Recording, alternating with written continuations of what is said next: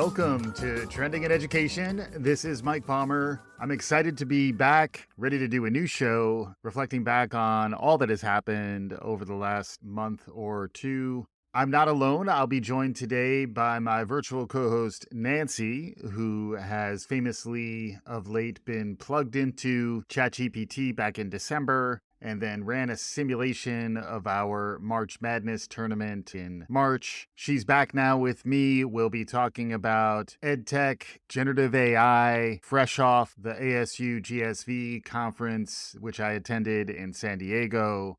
All that in a bit. Before we get to any of that, Nancy, welcome back to Trending in Education.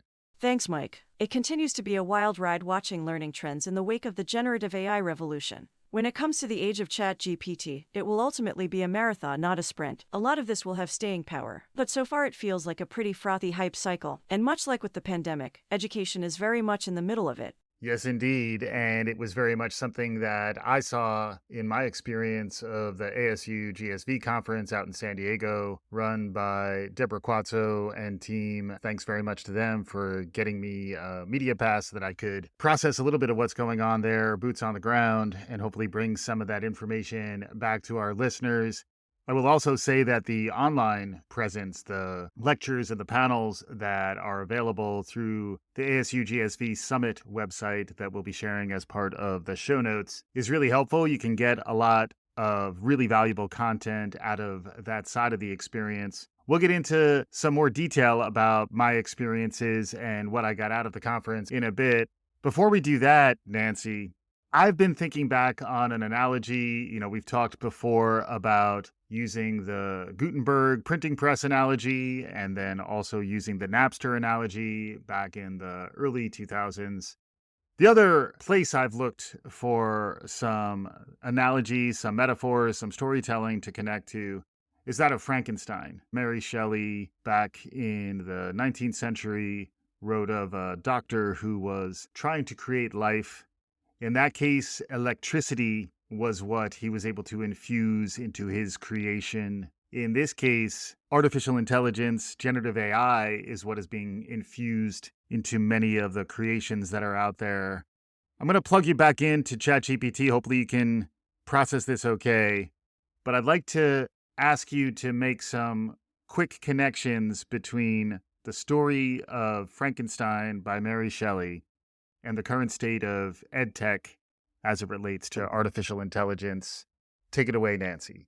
Sure. The story of Frankenstein by Mary Shelley relates to the infusion of AI into EdTech in some interesting ways. In the novel, Dr. Frankenstein uses lightning to infuse life into his monster, but he soon realizes that his creation has become a threat to society. Similarly, EdTech companies are using AI to enhance their learning products, but we must ask ourselves whether this technology will have unintended consequences. Like Frankenstein's monster, AI has the potential to become uncontrollable if it is not properly designed and implemented. It could perpetuate biases and widen existing inequalities in education, creating a divide between those who have access to this technology and those who do not. However, when used ethically and thoughtfully, AI can have a positive impact on education by personalizing learning, improving student outcomes, and making education more accessible. It's up to educators, policymakers, and EdTech companies to ensure that AI is used in a responsible way that benefits all learners. So, while the story of Frankenstein may seem like a cautionary tale, it also reminds us that technology, like any tool, can be both beneficial and harmful depending on how it is used. We must approach the integration of AI in education with caution,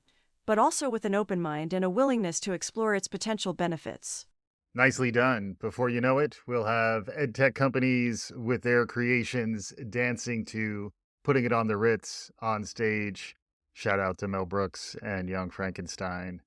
But yeah, it was a pretty remarkable experience for me to be out at a conference. First off, the pandemic is certainly in our rearview mirror in terms of folks' experiences. I think we all are happily leaning back into something like what it felt like to go to a conference back in 2019. In fact, in this case, it was busier, more crowded, a little more hectic in that I think a lot of us are trying to play catch up for lost time, lost learning, lost opportunity. Folks are trying to lean in and get more out of it. And also there's just a pent up desire to get out there and experience different things, learn new things, venture forth into the great unknown and ideally lean into some of the serendipity of the conference experience. For me, this is piggybacking on what was really a remarkable experience for me and my family at South by Southwest EDU back in March, and now to follow that up solo with some time away from the family, which was tricky in light of the new world order here, but it was certainly useful. And then the busyness, the deal flow, the number of suits in the lobby of the Grand Hyatt in San Diego was really striking to me. The matching exercise between investors and EdTech companies. There was certainly a sense that some of the investment capital that had been perhaps sitting on the sidelines as we waited for the pandemic to shake out a bit has now shaken out and really embraced the generative AI hype cycle. For those who follow the show, we've been covering the Gartner hype cycle for many years, where there's typically an inception trigger, which leads to a peak of inflated expectations that then descends into a trough of disillusionment before rising again to a plateau of productivity. What's interesting is that I think you're seeing both ends of the hype cycle right now for AI, particularly Chat GPT, large language models, generative AI, in that on the one hand, those who know realize that there's new technology further from the market that is really just being discovered and scaled and implemented that is starting to head into that peak of inflated expectations. And then on the other side, what you have are these tools that are becoming more widely accessible, which are really when AI starts to reach that plateau of productivity. I have some challenges with the Gartner hype cycle. I've talked about it on previous episodes, but it is a useful frame to understand how humans respond to hype, how humans respond to the next new thing or the new hotness, as I like to call it. That's very much the case here. Nancy, I know you were able to attend virtually.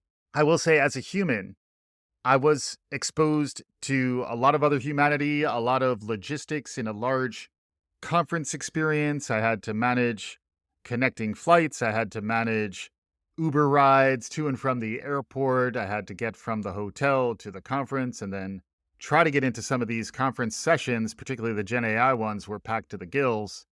What was your experience like absorbing as much of this information as you could as a virtual human? It certainly is different. First off, as you mentioned, artificial intelligence and virtual humans are not embodied. We'll share a Medium article by Arthur Glenberg and Cameron Robert Jones in the show notes that references this directly. Large language models are language generators, but we don't have a human consciousness, and we're not embodied. Therefore, our intuitions are not informed by human context, and our understanding of affordances are not the same. It's an interesting read on why LLMs have trouble with questions like, is it better to use a paper map or a stone to fan life into coals for a barbecue? In the case of Chat GPT, it preferred the stone. This has meaningful implications to understanding generative AI, its promise and also its limitations. In many ways, the Turing test is a moving target these days, but embodied thought and its influence on human cognition is certainly an area to keep an eye on. Human intuition based on embodied experience is difficult for a probabilistic large language model to fake. You can find more examples of this in the show notes. In the case of ASU+GSV, since they've done a nice job capturing lectures so everything is readily accessible online, I can quickly process the substance of the panels and keynotes to synthesize the thinking,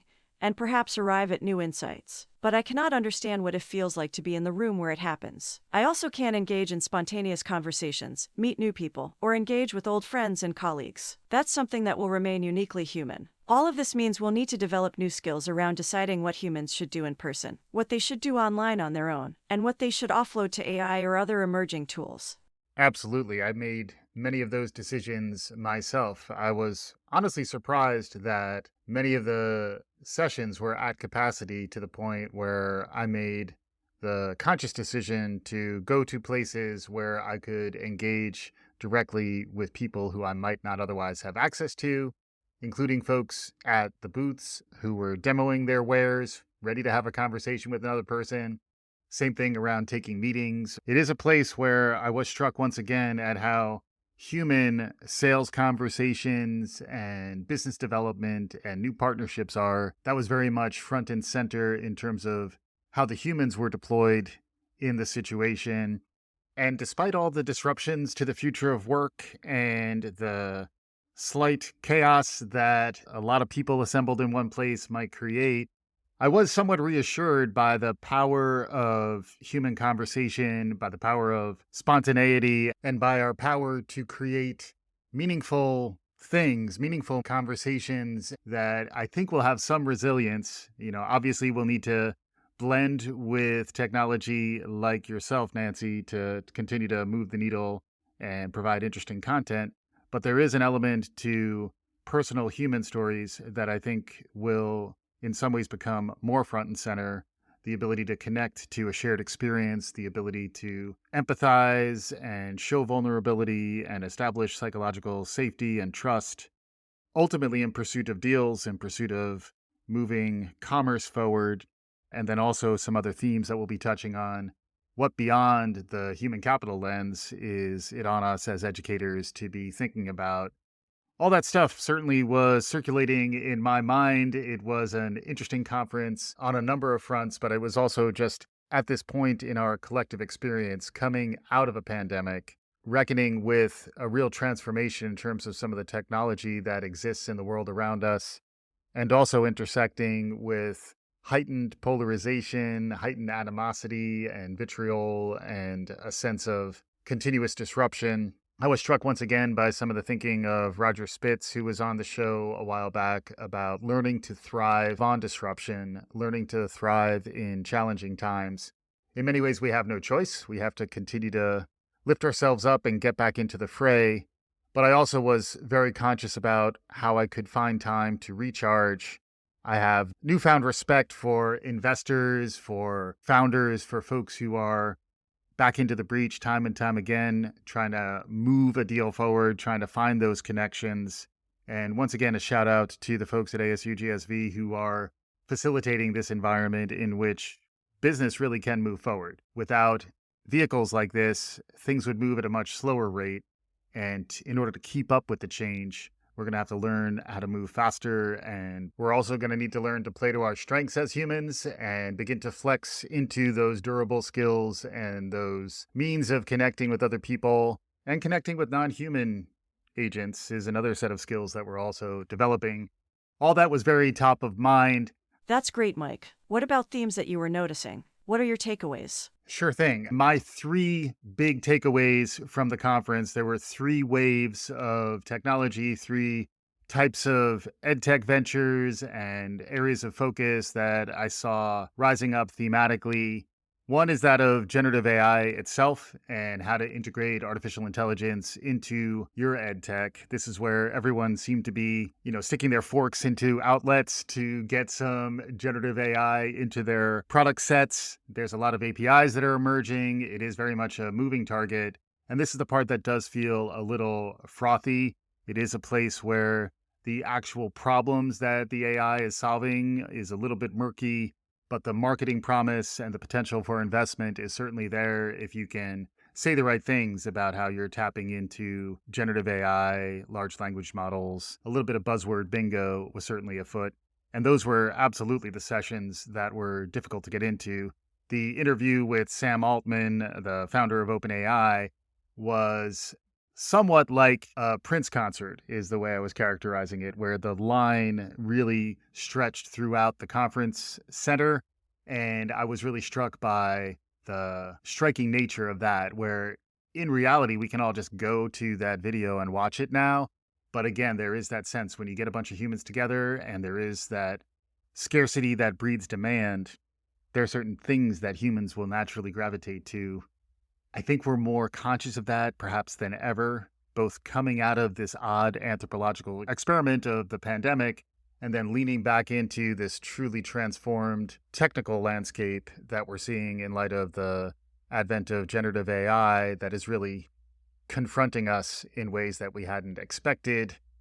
So that's the first wave, is this new and emerging technology that's probably still too early to make a meaningful impact, but it is certainly something that in terms of the full span of time, perhaps there's no going back, and we are seeing one of these watershed moments like the advent of the smartphone or the personal computer, or again, shout out to Gutenberg, the printing press back in the day. I was joking that perhaps this is what a conference of scribes would have looked like in 1454, the year after Gutenberg rolled out the printing press. it was a little just too soon to see how this stuff will actually shake out and how this new and innovative technology is going to reconcile itself with some of the more rigid, slower to move components of the learning ecosystem. The conference was great in that it did cover the full range from early childhood to lifelong learning. The related trend, which actually speaks to the second theme, is that I think the enterprise side of the equation is where we're seeing the most rapid response and movement. And that's where the second macro trend is much more around skills based hiring, skills based orientation. Frequently, is embracing human skills. This is where I continue to get social emotional baby about all this stuff. Been doing that since 2016. Don't call it a comeback. What does it mean to be human? What skills do we need to develop to be relevant? And then as an organization, how are we building a learning culture? How are we pivoting fast? How does this all relate to learning in the flow of work and micro learning and targeted skills based modules that give you just what you need when you need it? And ideally, in that flow state that we're all striving for as we try to make humans more effective in this new work culture. How are we embracing automation where it makes sense? But then how are we preserving what needs to be delivered in uniquely human ways, and where can we really push our humanity to new heights? That's really the fundamental question that we're facing. So the second trend is really around skills and enterprise learning and skills-based hiring, competency-based hiring. That's the second trend. And then the third one is a natural extension of all this, which is if we're offloading some of what we expect humans to do professionally to add value, to generate meaning, to find purpose in their lives, if we're offloading some of that to technology, some of that to artificial intelligence, what does that mean to humans, and how does the human layer relate to what we have to offer? And that's where the blending of human and AI, human-centered artificial intelligence, this is where the concept of the centaur or the cyborg that I've been talking about on the show, really since we were founded, is coming much more front and center. How do you develop a strategy that allows you to leverage some of this technology on the back end, remove some of the less efficient components of your program, but then still lean in and more fully leverage the opportunity to embrace what humans are best at? So those are the three trends that I got. One is generative AI, two is skills-based learning, and then the third is the design and delivery of the human layer that really sits in tandem with the technology. And in particular, you see a lot of this in the new waves of tutoring products, online learning, and then the right mix of online, whether it's live or async, and which sort of modalities do you use. Virtual reality, not quite the belle of the ball, but certainly in attendance, and another technology that was on the rise and had some elements sprinkled in, but it was really hard to hear anything in light of the power of this emerging technology that is really transforming the world and how we think about humanity. I mentioned it in passing before. I have an interview coming up with Dr. John Shelton about a book he wrote called The Education Myth that'll be coming out very soon. It's a place where he's questioning the lens of human capital and the way to think about education as ultimately somewhat utilitarian and in support of driving GDP and driving productivity and getting people good jobs. All those things are important, but it's not really as connected to our political history, our social history, and how we in the United States and then perhaps globally can and should be thinking about education, which involves a little more of a civic function and a little more of integration into other elements of what he terms a social democracy. There'll be more of that coming out in an upcoming episode, but I thought it was an interesting counterpoint to what was very much prevalent at ASU+GSV, which is more of a human capital lens, where we need to train and educate the humans. We need to develop pathways so that they can work in a future workplace. We need to think about workforce development. But the other elements of human flourishing, human thriving, there's a rising wave around human fulfillment and a response to alienation and isolation and social anxiety and a lot of those trends. That really did take a bit of a backseat as an interesting contrast to that being more front and center at South by Southwest EDU, for example. But those are my three broader trends. That's great, Mike. As we wrap up here today, what's next? How are you thinking about the future in light of what you learned at the conference? What can our listeners expect as we head into the spring and summer of 2023? Well, first and foremost, I should be interviewing more folks who I met out there. I had some really interesting conversations. I don't want to tease too much yet, but I did connect with a lot of new companies, a lot of founders and innovators, and folks who I really had maybe only met online. I now reacquainted myself with them in person and want to dig in further. One of the things I really love on the show is follow-up conversations, particularly as you understand the evolution of a company or a founder or an individual's journey. Trips like this can mark shifts and new perspectives. In terms of Palmer Media and Trending in Ed, one of the things you will see very shortly from me is the launch of a new podcast dedicated to New College of Florida, which is my alma mater. There was recently another Board of Trustees meeting in which tenure was denied to 5 faculty members there who had been previously on track to tenure, so effectively firing them. The academic representative on the Board of Trustees there wound up walking out at the end of that conversation.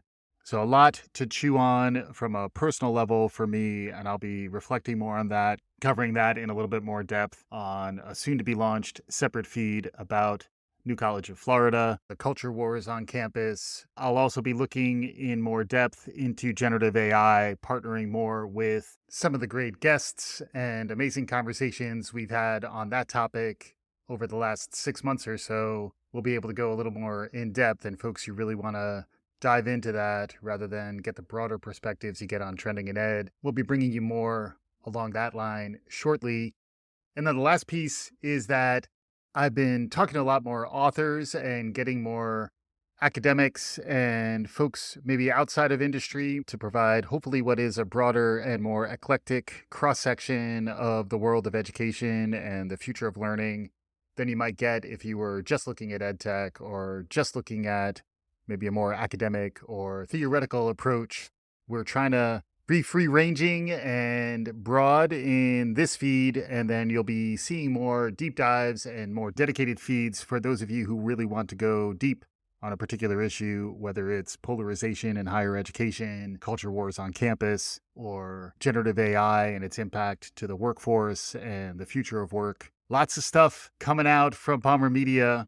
And then ideally, really looking to our listeners, looking to folks within my network to continue to broaden and expand the types of programming that I can put out to the world. Like I said, coming out of this conference, I come away more convinced of the power of human conversations, of the power of being authentic and true to yourself while still leaning into what's new and emerging, leaning into the development of those human skills, and then also leaning into the blend that in many ways you and I are signaling through this format where it's both human and it's AI at the same time. So that's some of what's on the horizon. Excited to lean in, excited to get all of our listeners' help to make this happen. If you have any ideas for shows or if you're interested in working on your media presence, if you want to get trained up and understand better some of my tactics and processes, you can find me, Michael P. Palmer, on LinkedIn. You can also email me, mike@palmer.media. I always love to hear from listeners, and if you're interested in working with me in a professional capacity, all the better. Concluding thoughts from you, Nancy, as we wrap up here? It's an exciting time, but also a time of change. I continue to be delighted by the role we've carved out for me here, and I look forward to doing this more. Here's to continuing the conversation. Amazing stuff here with Nancy, our virtual co-host. I'm Mike Palmer, your host. Be on the lookout for more as we develop new shows, develop new feeds, and continue to provide you what you've come to know and love here at Trending in Education. If you like what you hear, please subscribe, tell your friends. Do all the good things. We'll be back again soon. This is Trending in Education.